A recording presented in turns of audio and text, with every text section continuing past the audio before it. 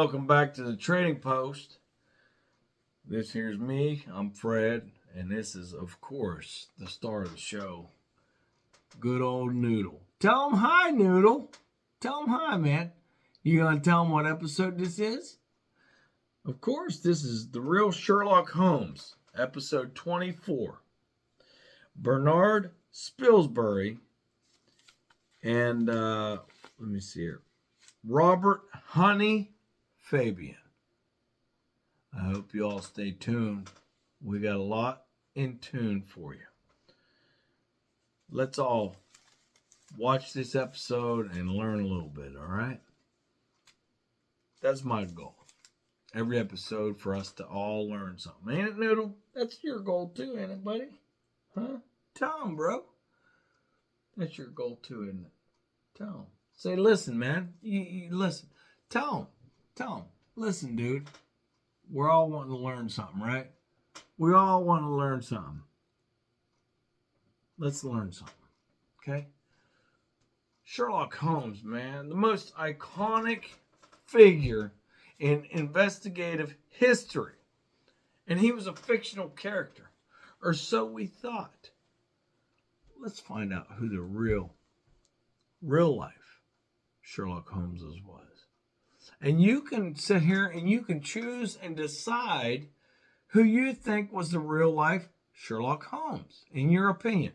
Dude, where you going, bro? Listen, man, he's getting hyper. He's whatever. We gotta cut this. All right. Tell him, Noodle. They gotta watch Sherlock Holmes, right? Everybody loves Sherlock Holmes. Come on. Who don't like Sherlock Holmes?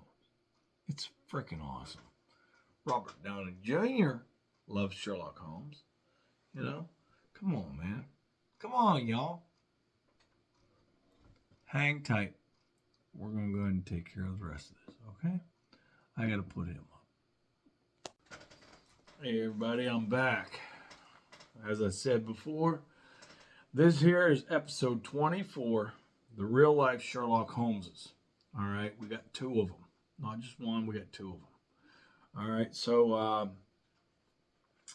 yeah, we're going to start out with Bernard Spilsbury. Okay, he's the first one. Now, Sir Bernard Henry Spilsbury, circa May 16th, 1877 to December 17th, 1947, was a British pathologist. His cases include Hawley Crippen, the Seddon case, the Major Armstrong poisoning, the Brides in the Bath murders by George Joseph Smith, the Crumbles murders, the Podmore case, the Sidney Harry Fox matricide, the Vera Page case, and the murder trials of Louis Voisin, Jean-Pierre Vaquier, Norman Thorne, Donald Murray, Alfred Roos, Elvira Barney, Tony Mancini, and Gordon Cummins. Okay? Spilsbury's courtroom appearances became legendary for his demeanor of effortless dominance. He also played a crucial role in the development of Operation Mincemeat, a deception operation during the Second World War, which saved thousands of lives of Allied service personnel. Spilsbury died by suicide in 1947. Okay, that gives you somewhat of a rough rundown. Now I think I got a little bit more on the other fellow than I do on him, but we're going to go through it. And but you got plenty of the pictures of a lot of what I was talking about just now. So I hope you guys enjoy it. I hope it's good. I'm sorry I couldn't get a picture of the other guy because it was like copyrighted images or paid for or whatever. So, I just couldn't do that at the time. So, if you want, you can look up his name whenever I go ahead and get to him. But we're going to go to Bernard Spilsbury's personal life. Okay? His personal life. Spilsbury was born on May 16th, 1877, as said before, at 35 Bath Street, Leamington Spa, Warwickshire. He was the eldest of the 4 children of James Spilsbury, a manufacturing chemist, and his wife, Marion Elizabeth Joy. On September 3rd, 1908, Spilsbury married Edith Caroline Horton. They had 4 children together, 1 daughter, Evelyn, and 3 sons, Alan, Peter, and Richard. Peter, a junior doctor at St. Thomas's Hospital in Lambeth, was killed in the Blitz in 1940, while Alan died of tuberculosis in 1945, shortly after the Second World War. Now, the death of Peter in particular, were a blow from which Spilsbury never truly recovered from his deaths of his sons. Depression over his finances and his declining health are believed to have been a key factor in his decision to commit suicide by gas in his laboratory at University College London in 1947. That's sad, y'all. You know, it's sad. He basically died of a broken heart. You know, it crushed him. I could only imagine. You know, your kid dies before you. It's a hard thing to take, man. I can only imagine. Okay, let's talk about his career. Educated at Magdalen College, Oxford, he took a Bachelor of Arts degree in Natural Science in 1899, an MB BCH in 1905, and a Master of Arts in 1908. He also studied at St. Mary's Hospital in Paddington, London from 1899. He specialized in the then new science of forensic pathology.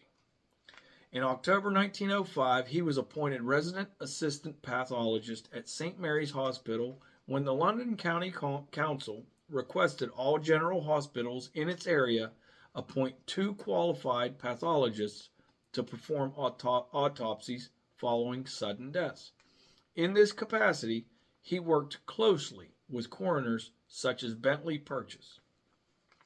Now, we're going to talk about important cases. All right, the case that brought Spilsbury to public attention was that of Hawley Harvey Crippen in 1910, where he gave forensic evidence as to the likely identity of the human remains found in Crippen's house.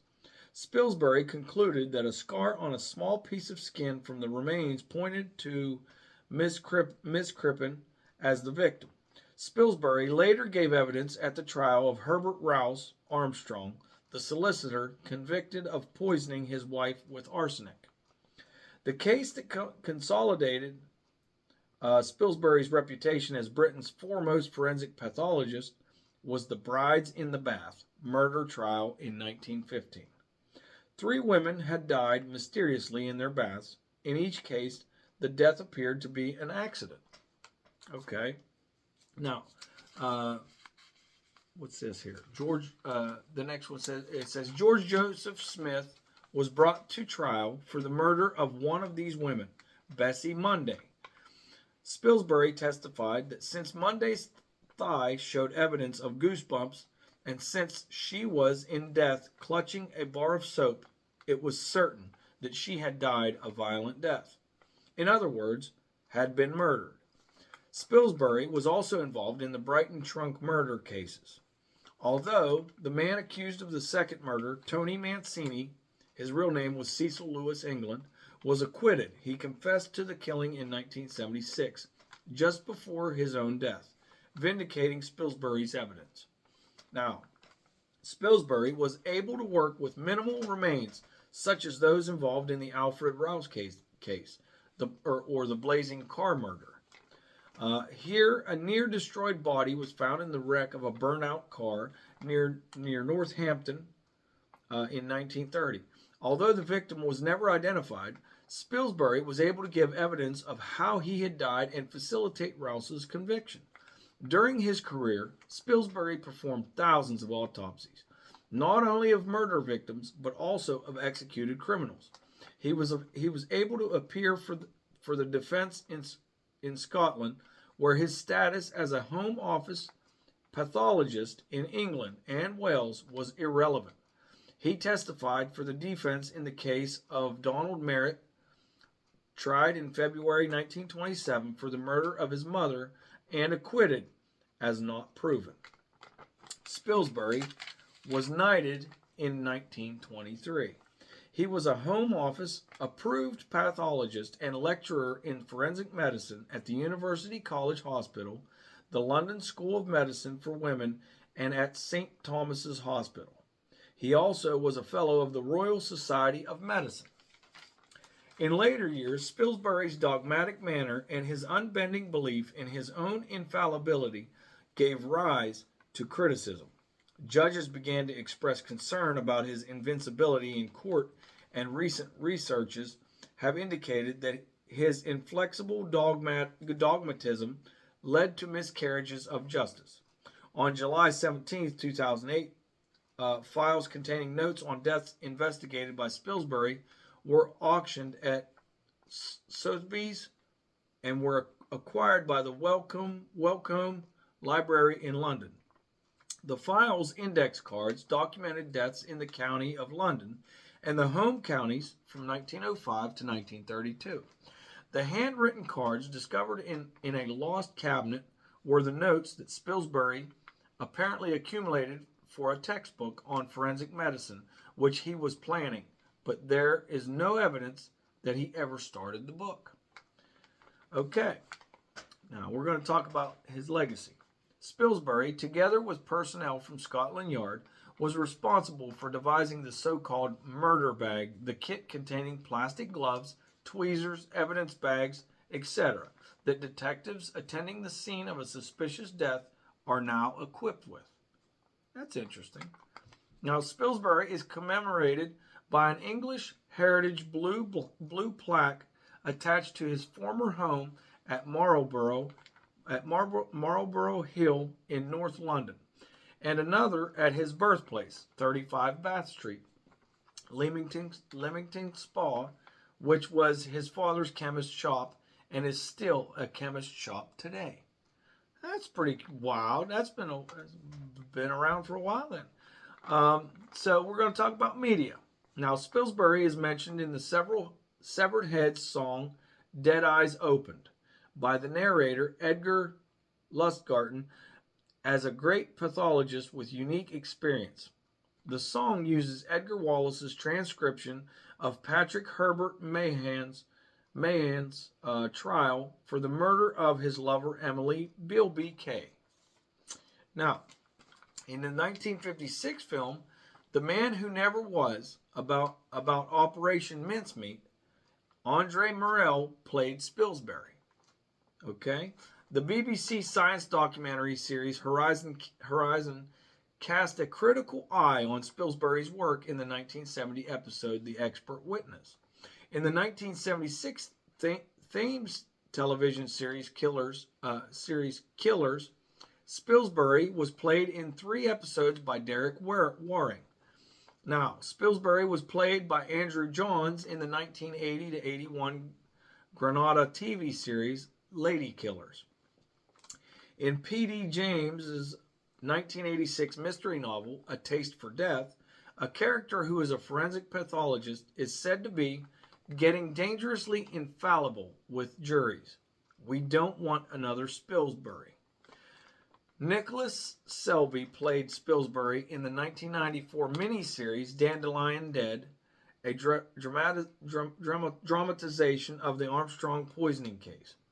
Now, on June 12th, in 2008, BBC Radio 4's afternoon drama play, The Incomparable Witness by Nicola McAuliffe.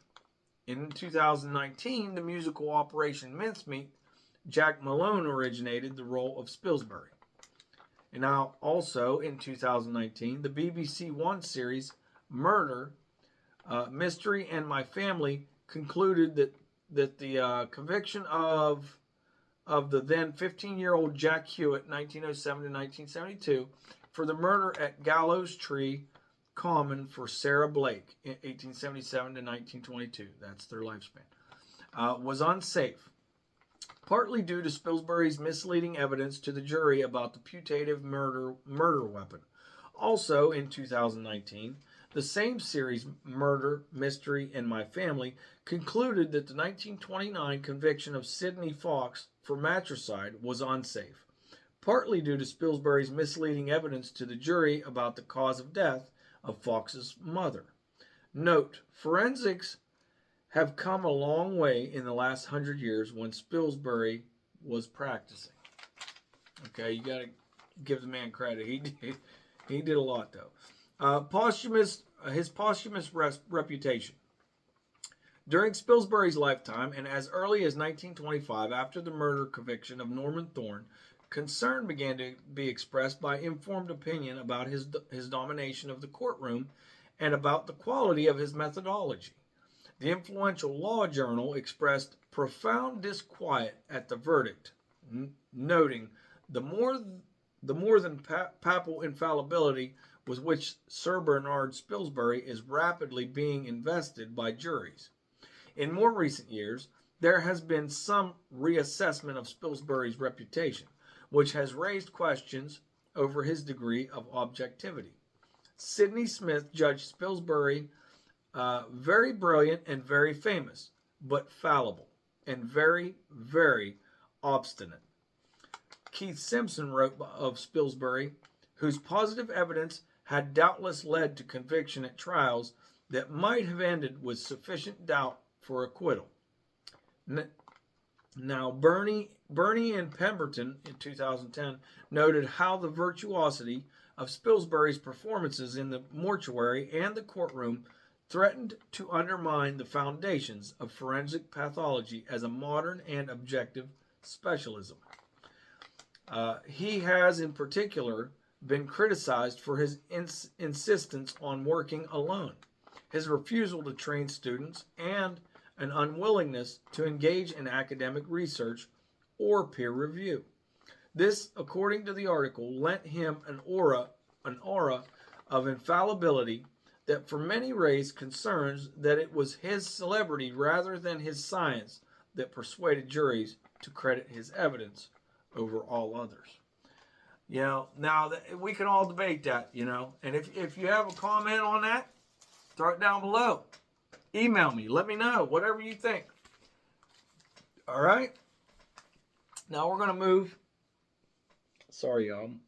I'm like slobbering on myself. I don't know what the heck's going on. Let me get a drink here or something. Sorry about that. Anyways, we're going to talk about the next Sherlock Holmes, okay?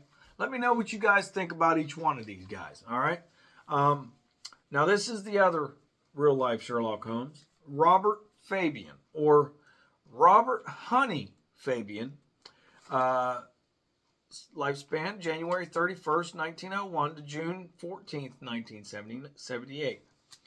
He was an English police officer who rose to the rank of detective superintendent in the Metropolitan Police. Now, Fabian was born in Lewisham in 1901. He joined the police in 1921. Wow, so he was 20 years old when he joined the police. That's okay. That's about right.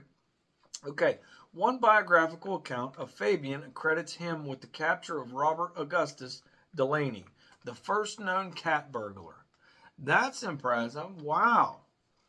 That's a nice little notch on the belt. He was described as small but wiry, carefully dressed, and with sharp features and piercing eyes. He was always good-natured and polite.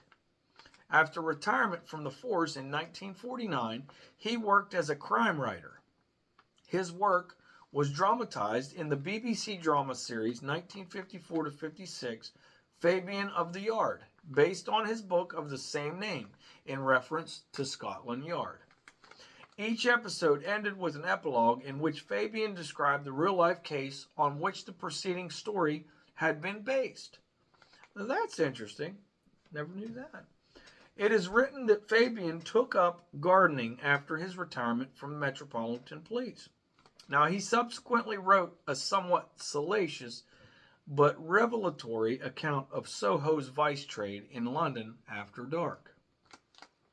On March 12, 1957, he appeared on the game show To Tell the Truth. He was correctly identified by the entire panel with the exception of Carl Reiner.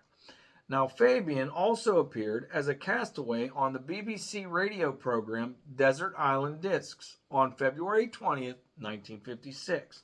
He died in an Epsom, Surrey hospital on June 14th, 1978, at the age of 77. Now, let's do the introduction. Many decades ago, senior detectives, especially those at Scotland Yard, who headed big murder inquiries, could become well known to the public. But I can't think of any others who were a household name like Bob Fabian or Robert Fabian. Okay?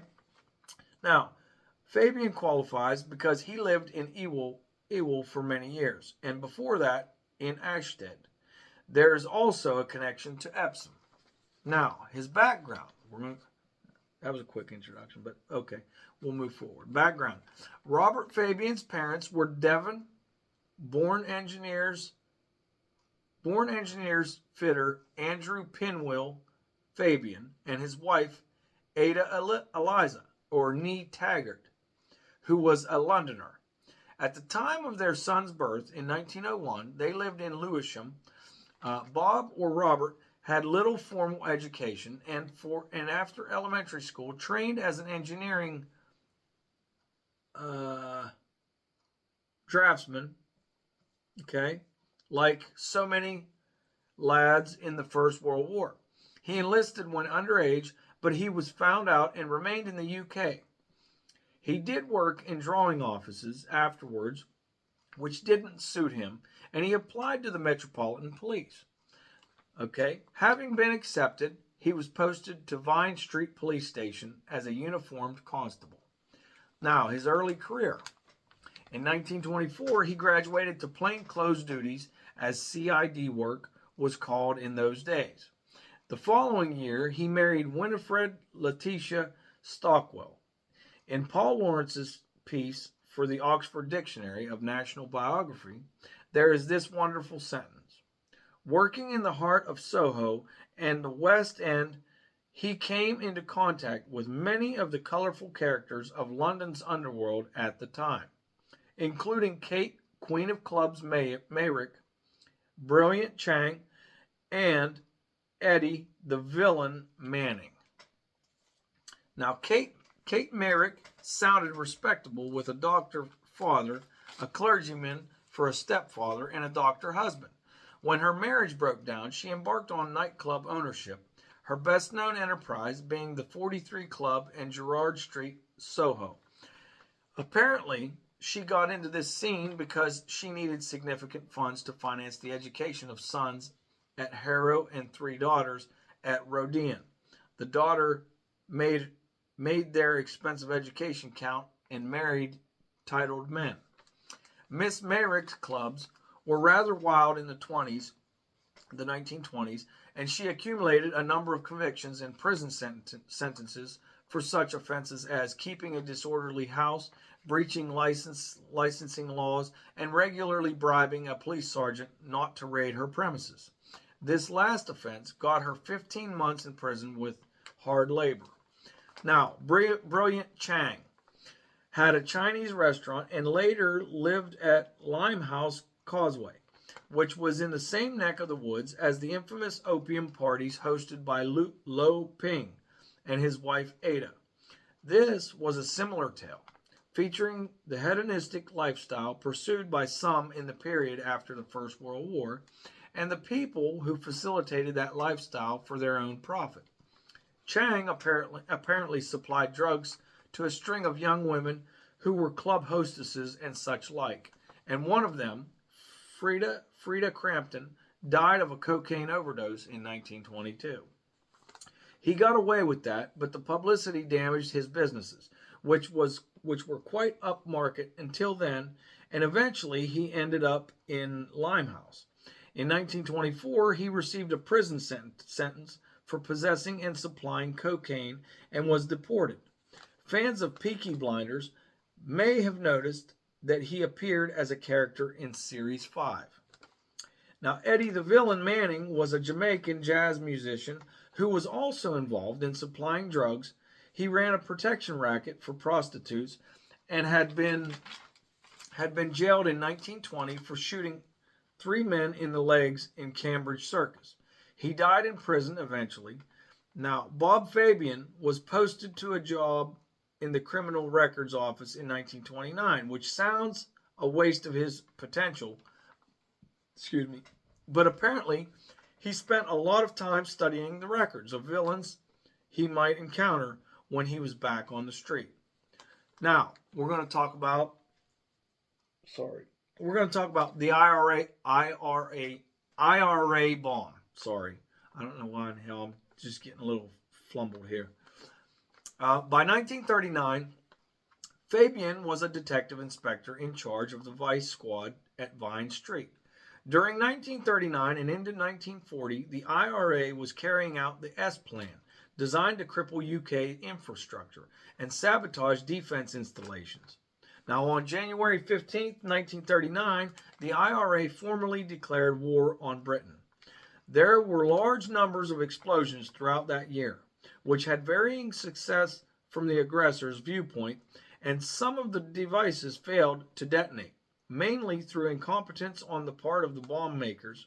Now, the worst atrocity occurred in Coventry just days before war broke out with Germany, when a device left in the basket of a parked bicycle exploded, killing 5 civilians and injuring 70 more.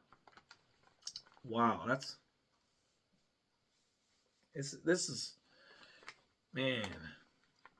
is crazy. I couldn't imagine being there. Anyways, I'm sorry for rambling. We're going to go on. On June 25th, 1939, there was a loud explosion which shook the windows at the Vine Street station and sent a wave of hot air through the building. The blast had occurred at the corner of Piccadilly Circus and Glasshouse Street.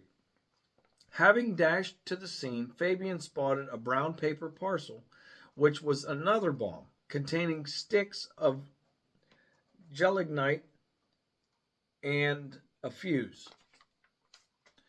Now, he laid out the sticks of gelignite separately to lessen the chance of a chain reaction if one exploded, and then cut out the fuse with a pocket knife. For this exploit, he was awarded the King's Police Medal for gallantry in 1940.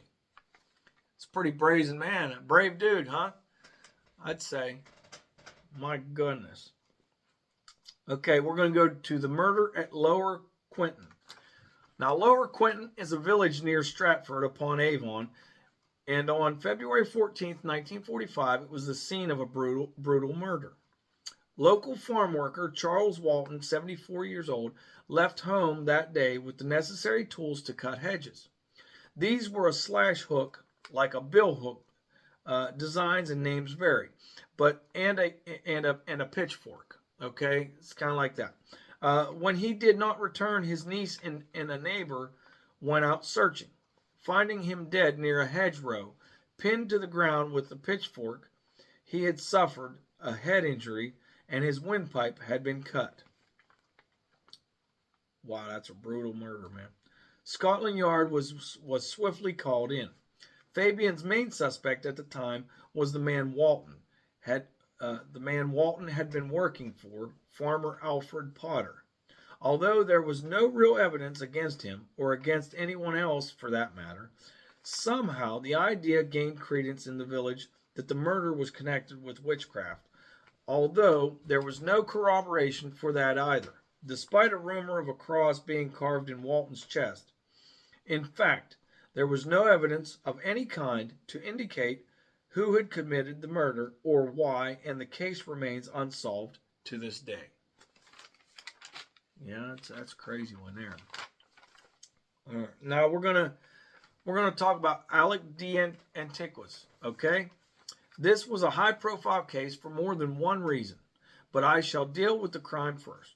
Alec de Antiquis was born in 1911. Son of an Italian father and English mother. He was married to a Croydon girl, Gladys Collins, and they had 6 children, the eldest being about 12 at the time of the murder.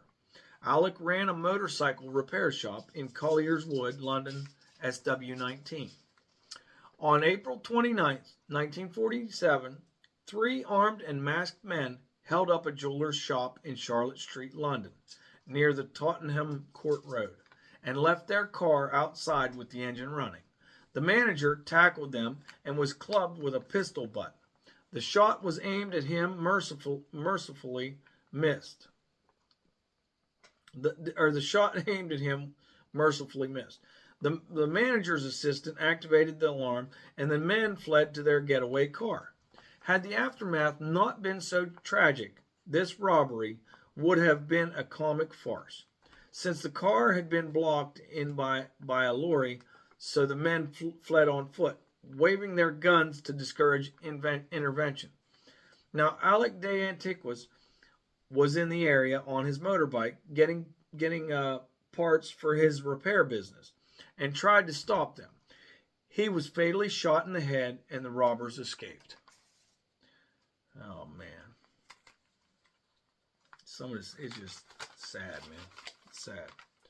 Now, solving this case hinged on the information supplied by a cabbie who had been driving a fare along Tottenham Court Road moments after the murder when a man jumped on the running board wearing what looked like a bandage around his jaw.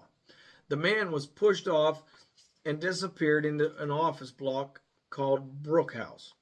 3 days passed before this information was relayed to the police, but when they searched the building, they found the key to the getaway car, a raincoat, and other outer clothing, plus a scarf which had obviously been used as a mask, cowboy style. Nowadays, everything would be on CCTV. The police could view the footage without leaving the station and spot the unmasked man leaving the building. But Fabian and his team had to do this the old-fashioned way. As luck would have it, there was a numbered maker's ticket sewn in the raincoat, which led to a manufacturer in Leeds and then to a retail outlet in Bermondsey. As the purchase would have required wartime clothing coupons before being sold. Now this is like a note. There's an interesting article about clothes rationing on the Imperial War Museum website. Now, there was a record. Now, the buyer's name rang a bell with Fabian because he knew of someone called George Vernon, who had a young and violent relative very recently released from Borstal. Now, under 18 and the death penalty. That's what we're going to talk about. As mentioned earlier, the De Antiquas case was high profile for another reason, and that was the fact that Rolt was too young to be hanged. The debate about capital punishment had been rumbling on for years, interrupted by World War II, and it was started up again. There were a few cases where one of the perpetrators was under 18 and escaped execution, whereas the older participants were hanged in the notorious case of Bentley and Craig in 1952. P.C. Sidney Miles was fatally shot. It was Craig's gun, Craig's ammunition, and he fired the shot, but he was only 16. So Bentley, 19, was executed, and Craig detained to be freed after 10 years. Wow, man. Bentley received a posthumous pardon in 1993, and the Court of Appeal quashed his conviction in 1998. As with the De Antiquas case, the trial and execution followed the crime with indecent haste. The shooting occurred on November 2nd, 1952. The trial took place on December 9th to 11th. Bentley's appeal was heard on January 13th, 1953, and he was hanged 15 days later. Now, there was another case in 1960, and the vicious and senseless nature of it was shocking. Young Alan G. was kicked to death on a footpath near his home for 10 shillings or 50 pence, which was all the money he had with him. Francis Flossie Forsyth and Norman Flash Harris was hanged. Christopher Darby received a life sentence for non-capital murder, and the lad who had been just as involved in the murder as the others, was detained because he was only 17. Once again, he served just 10 years. Forsyth was, if you care to put it that way, unfortunate, since he was 18 at the time of the murder. In 1965, the death penalty was suspended for 5 years in mainland Britain, and 4 years later it was abolished for all but a few offenses such as treason. On the subject of the death penalty, you may also be interested in the article Tutor Aid. Retirement and a new career. In mid-1949, Bob Fabian, by now a superintendent, resigned from the police force, announcing that he was going to work in business. This seems like the usual thing for retired senior police officers, who often take jobs in security. Bob did that too, but he also wrote newspaper articles and books, making personal appearances and so on. One of his books was London After Dark, which told of the sleaze and crime in the capital. That's wild, huh?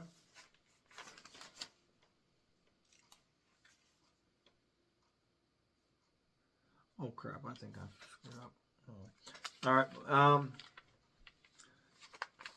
Yeah. Okay. During 1954-56, he was involved with the television series called Fabian of the Yard, in which Bruce Seaton played the title role. Bob Fabian himself would appear briefly at the end of each episode to tell viewers how the case had ended. This may seem very tame, not TV nowadays, but it was fairly novel for the 1950s, and even predated the homely Dixon of Dock Green, which started in 1955. It was a further 7 years before the grittier Z cars came along. Now, his personal life. Bob and Winifred had one son, and from 1947 at the latest, they lived at 13 Bramley Way, Ashton. However, by 1956, Bob had moved out and was living with Hilda Donahue at 73 Meadow Walk, Ewell. Apparently, he and Winifred had not divorced at that point, but the marriage had broken down. I said earlier that there was an Epsom aspect to this tale, and Hilda Donahue was it. She was the ex-wife of Pat Donahue, son of the famous jockey Steve Donahue. As Bill Ecott says in his article on Steve Donahue, Pat was apprenticed to Stanley Wooten at Treadwell House, Epsom Downs. Pat was not as successful as his father, and eventually went into training at Sandown Lodge, Epsom and Woodruff's stables at Ashstead, amongst other places. He and Hilda had 2 children. Hilda divorced Pat in 1945 and remarried the following year. Their daughter was living with Hilda and Bob at Meadow Walk until she married. I assume that Bob and Winifred divorced eventually, since the latter was still alive when Bob married Hilda in 1972. Their final address was 40 Fairfax Avenue, Ewell. Bob died in Epsom Hospital on June 14, 1978. Hilda survived until 1998. Now, Winifred Fabian and her son moved to Bognor Regis, where they died 1986 and 1982, respectively. Now, 4 wealthy young men took part in a violent jewel theft in an upmarket London hotel on December 20th, 1937. The story of the theft and associated matters is covered matchlessly and comprehensively in Angus MacLaren's book, Playboys and Mayfair Men: Crime, Class, Masculinity, and Fascism in 1930s London. In short, the 4 men lured Etienne Bellinger, a director of Chartiers, to a London hotel under the pretext of wanting to purchase a diamond ring. Bellinger took 8 emerald-cut diamond rings set in platinum, valued at £13,824, over £650,000 as of 2020 prices, to a room in the hotel. So he took these diamonds to a room in the hotel, right? So there he was attacked viciously. by one of the four, Michael Harley, who beat him several times about the head with a truncheon. Okay, now Fabian took the credit for the subsequent arrests of the four young men, and his memoirs termed the crime the case of the Mayfair Playboys. The subsequent court case in February 1938 attracted massive media interest as the public were astonished that privileged gentlemen could carry out such a crime. Harley was revealed as a violent man with a number of petty misdemeanors hanging over his head. In addition, Fabian admitted that Harley, who he knew as Mike Harley, was a police informer. In a pathetic attempt to escape blame, Harley claimed he only became involved in the planning for the theft in order to report it to the police. He also claimed that he held on to the rings after the theft as he wanted to return them to their rightful owner, the insurance company. Yeah, okay. Yeah, that's believable. Okay, unsurprisingly, Harley was found guilty and sentenced to 7 years penal servitude with 2 years hard labor for conspiracy to steal to be served concurrently. Sensationally, the judge also sentenced him to 20 lashes of the cat o' nine tails for robbery with violence. This, excuse me, I lost my voice there. This provoked uproar with many senior figures regarding such a punishment as savage and unacceptable. However, the Home Office refused to rescind the sentence, and the lashings took place in Brixton Prison in early March 1938. Oh, wow, man. I'm going to tell you right now, if you all look at those pictures in the beginning, you'll see that cat of nine tails. That's a mean piece of equipment. I'm going to tell you right now, I'd cry like a baby, man. I get hit with that thing. I'm going to tell you that right now. I ain't even lying. I ain't even going to joke. I don't care. Call me a baby, call me a sissy, whatever. I don't care. You hit me one of them, yeah, I'm gonna be crying. I'm gonna be bawling. But anyways, listen. This is another note to the. I'm sorry. I think I missed this one, but it was the one. Let's see here. What was this? This was the Alec de Antiquis. Okay. There was a little bit left of that, and I'm gonna go ahead and put this on here because. I don't know. I think I just overlooked it because it was the back of the page and I just kind of missed it. I don't know how I did that, but I did. Anyways, I'm a dum-dum, whatever. Yell at me in the comments. tell me I need to get my stuff together, whatever. Anyways, we're going to go ahead and write it. We're going to talk about this last little bit, right? Now, the cousin, I don't know, where in the hell did we stop off? Okay, so this is where it stopped off. The buyer's name rang a bell with Fabian because he knew of someone called George Vernon, who had a young and violent relative very recently released from Borstal, right?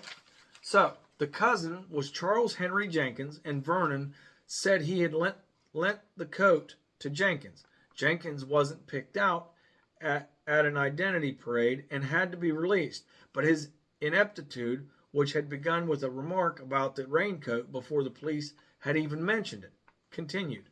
He said he had lent the coat to a man called Walsh, who'd been involved in a previous robbery with Jenkins and his accomplices.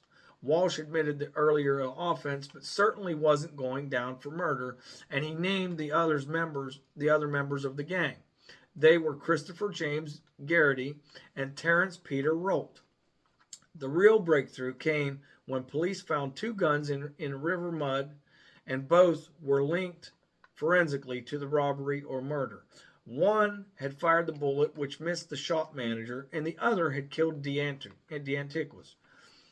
Garrity and Rolt then confessed, but Jenkins said nothing. He had already put both feet in it over the raincoat business. All three appeared at the Old Bailey in July 1947 and were found guilty. Jenkins and Garrity were hanged at Pentonville, but Rolt escaped the death penalty because he was under 18 at the time of the murder. He was ordered to be detained at Her Majesty's pleasure. Okay, I'm sorry I kind of mixed that up, but you got all of it, okay? You got all of it right there. Now, I'm going to tell you what, y'all. You guys let me know. What do you think about these two Sherlock Holmeses? And like I said, there's those instances of some of the cases from the last one, right? And you had instances of cases from the other one. Now, you guys tell me, what do you think? Which one do you pick as your favorite to be the real life Sherlock Holmes? Which one do you think is more like the real life Sherlock Holmes? I'm going to tell you right now.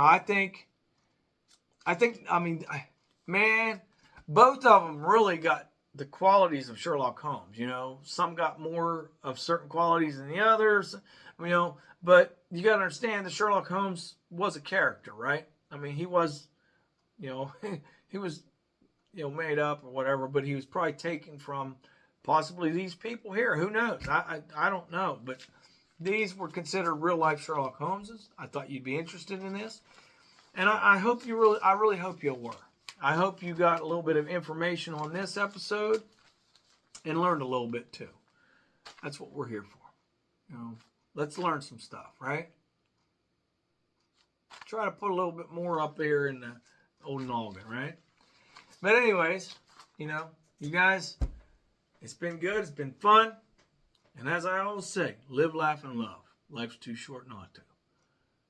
I hope you all is having a great life, having a great day, great night, whatever time of the day or night it is you're watching this. And, you know, from me and Noodle, you know, we love you, the Trading Post family.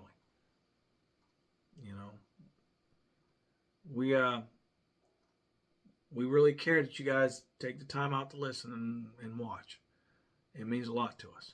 So, until the next one, y'all have a great time. Okay? Until next time. Later.